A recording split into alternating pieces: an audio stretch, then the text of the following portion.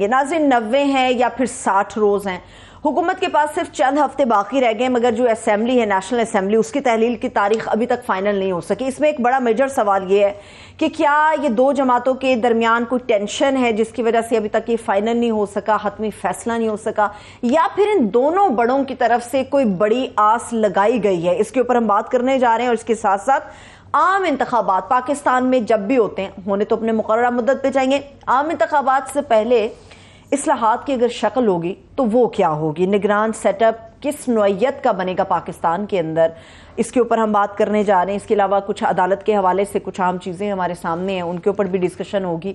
पहली बात तो ये कि तोशाखाना केस के जो जज साहब थे, मोअज़्ज़ज़ जज साहब, और PTI के जो वकील थे, वो आमने सामने आ गए। क्या आर्गूमेंट थे, कितनी सख्त गुफ्तगू हुई, उसकी वजह क्या बनी, ये आप लोग के साथ शेयर करेंगे।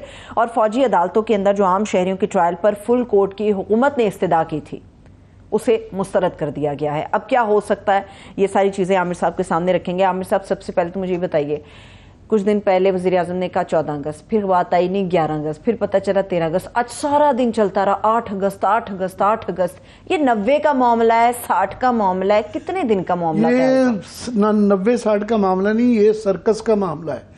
आपकी जनरेशन में हमने लकी रानी सर्कस से मैंने भी देखी, मुझे एहसास है, मैंने लकी रानी सर्कस देखी हुई है। एंटरटेनमेंट स्टार बड़ी बहुत मजेदार चीज होती थी जब आती थी सर्कस शहर में, तो बड़े हम भी देखने जाते थे। तो ये सर्कस चल रही है। सर्कस ये जिस तरह आपने फरमाया कि सारा दिन ये चलता रहा कि जी ये तासुर दिया गया कि 8 अगस्त को असम्बलियाँ तहलील हो रही हैं। ज़ाहिर है मेजर ख़बर थी, एक को देख के दूसरा चलाता रहा, सारा दिन वो चलती रही। बाद में मरीन औरंगज़ेब साहबा ने आके कहा कि जनाब ये कोई हतमी फैसला नहीं है, अभी फैसला नहीं होगा। ये कल परसों की बात है, प्राइम मिनिस्टर शहबाज शरीफ साहब ने जोश बयानी में उन्होंने कहा जी हम 14 अगस्त को जो है ना असम्बलियाँ तहलील करेंगे। हालांकि कानूनी तौर पे, आईनी तौर पे ये पॉसिबल नहीं है, 12 अगस्त को हुआ था, सो 12 अगस्त से पहले होंगी, 14 अगस्त तक जा ही नहीं सकती। एक तो इससे जो है ना कन्फ्यूजन का गवर्नमेंट पता चलता है, दूसरे उनकी तालीम और काबिलियत का प्राइम मिनिस्टर के पता चलता है कि 25 साल हो गए हैं उनको, 25 भी नहीं, ज़्यादा ही हो गए हैं, 25-28 साल हो गए हैं डायरेक्टली सियासत करते हुए। उनको आज तक ये नहीं पता है कि जनाब असम्बलियाँ तहलील ओथ वाले दिन जिस दिन हो जाती हैं तो उससे आगे नहीं जा सकती हैं। अब वहाँ पे एक और नया सर्कस एक ये चल रहा है कि ये पहले तहलील होंगी या बाद में तहलील होंगी, तो उसमें 60 दिन और 90 दिन की बहस है, बहुत ज़्यादा हो रही है। और क्लियरली नज़र आ रहा है कि पीपल्स पार्टी जो है, आज नासिर शाह साहब का भी मैं बयान देख रहा था कि वो टाइम पे चाहते हैं, 60 दिन के अंदर चाहते हैं कि असम्बलियाँ अपना टाइम पूरा करें, और 60 दिन में उनको वो नहीं चाहते कि उनके गेम प्लान के अंदर जो है उनको वो समझ रहे हैं सूट करता है कि ये 60 दिन में इलेक्शन करवा लिए जाएँ और इसमें मज़ीद कोई तोसी ना की जाए। जो नून लीग हैं उनकी तरफ से बड़े मिक्स्ड सिग्नल्स आ रहे हैं, वो कि 90 दिन का तो वो तमाम ही दे रहे हैं कि पहले तहलील करना चाह रहे हैं 12 से 1-2 दिन पहले तक 90 दिन तक जाए। आज इरफान कादिर साहब ने जो है एक नई जो मामले खसूसी बराए कानून जो है कानून और एहतसाब, तो उन्होंने आज नई शुरली एक छोड़ दी। उन्होंने कहा कि जी मोहम्मद मालिक साहब के प्रोग्राम में उन्होंने कहा जी ये जो 6 महीने तक भी एक्सटेंड हो सकती हैं इलेक्शन, ये कोई नहीं। वैसे तो पंजाब में उन्होंने करके दिखाया, मगर उन्होंने कहा ये कोई आइन के अंदर कोई पत्थर पे लकीर नहीं है। कमाल है, हमें जो बचपन से पढ़ाया गया आइन और जो है उसके अंदर तो ये क्लियरली है कि शैल का लफ्ज आ जाए, मैंडेटरी है, लाजमी है कि 90 दिन के अंदर इलेक्शन है। वायलेशन आप ये करते रहें जिस तरह पंजाब में KP में किया है, मगर आप ये कह नहीं सकते, उसके बहाने और बनाए गए, रिसोर्सेज नहीं है, ब्ला ब्ला ब्ला, मगर ये ओपनली आप ये कह रहे हैं TV पे आके कि जनाब ये डायरेक्शन है। उनके कोट एंड कोट लफ्ज था, उनका जी ये डायरेक्शन है, ये मैंडेटरी नहीं है, लाजमी नहीं है। अब पता नहीं ये इतने मोतबर आदमी है, इतने सीनियर वकील है, अटॉर्नी जनरल रहे में है, तो ये इन्होंने कौन सा आइन पढ़ा है? मेरे में कितने शक पड़ता है इनकी आइन की कॉपी ना किसी ने किसी और मुल्क के आइन से तब्दील कर दी है।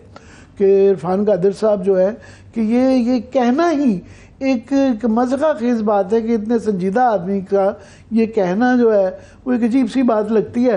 तो वो उससे फिर ये तासुर होता है कि शायद पता नहीं नीयत में ख़राबी है, बट फिर जो है एक नया ट्विस्ट आता है।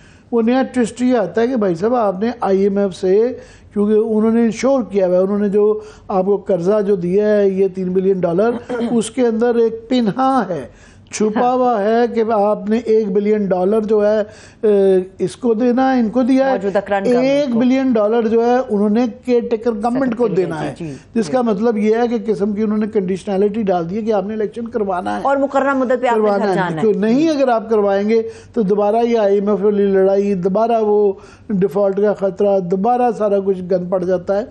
सो उसके अंदर वो है। दूसरा, गवर्नमेंट जिस तरीके से मर्दन शवारी पे डिटेल बात करेंगे, वो डिफेंड कर रहे हैं कि पुराने पे ही कराया जा रहा है, आर्गूमेंट्स दिए जा रहे हैं, उससे लगता है कि उनकी ये नीयत है कि करवाने की, मेजर पार्टीज़ की ये नज़र आ रही है, सबकी इस वक्त तक ये आ रही है कि ये करवा लिए जाएं। सो उनको लगता है कि उसमें उनके जो अज़ाइम हैं या ऑब्जेक्टिव्स हैं वो पूरे होते नज़र आ रहे हैं। अब क्वेश्चन आ जाता है कि केयर टेकर गवर्नमेंट कौन आएगा, कौन बनेगा प्राइम मिनिस्टर, निगरान वज़ीर आज़म। तो पंजाब, KP और ख़ास तौर पे पंजाब की निगरान हुकूमतें देख के तो कोई अच्छी उम्मीद नहीं है। अब ये लेसर ऑफ द इवल्स जो कहा जाता है ना, कि देखना है कि बुरा तो वो होगा, बुरा से मुराद है क्योंकि झंडे के तहत आएगा। अब सिर्फ एक उसके अंदर सस्पेंस रह गया है कि कितना बुरा होगा। बुरा से मुराद बड़ी खौफनाक बात है को पंजाब के बाद फिर ये जो है निगरान गवर्नमेंट का काम है सिर्फ आप इलेक्शन करवाना और डे टू डे। आपका मतलब है कि अच्छा कोई इन्हें सूट ही नहीं करता। वो इसलिए कि राणा सनाउल्लाह साहब ने 2-4 दिन पहले ये फरमा दिया कि मेरे ख्याल में इकोनॉमिस्ट होना चाहिए। अब ये उससे क्वेश्चन मार्क हो जाते हैं कि ये पता नहीं संजीदगी से बात करते हैं गैर संजीदगी से। जब आप कहते हैं इकोनॉमिस्ट हो, भाई वाई, क्यों इकोनॉमिस्ट होना चाहिए? इकोनॉमी के मसाइल है। निगरान गवर्नमेंट का मैंडेट ही नहीं है कि वो कोई इकोनॉमिक रिफॉर्म्स कर सके, बड़े मेजर कोई मेजर्स ले सके।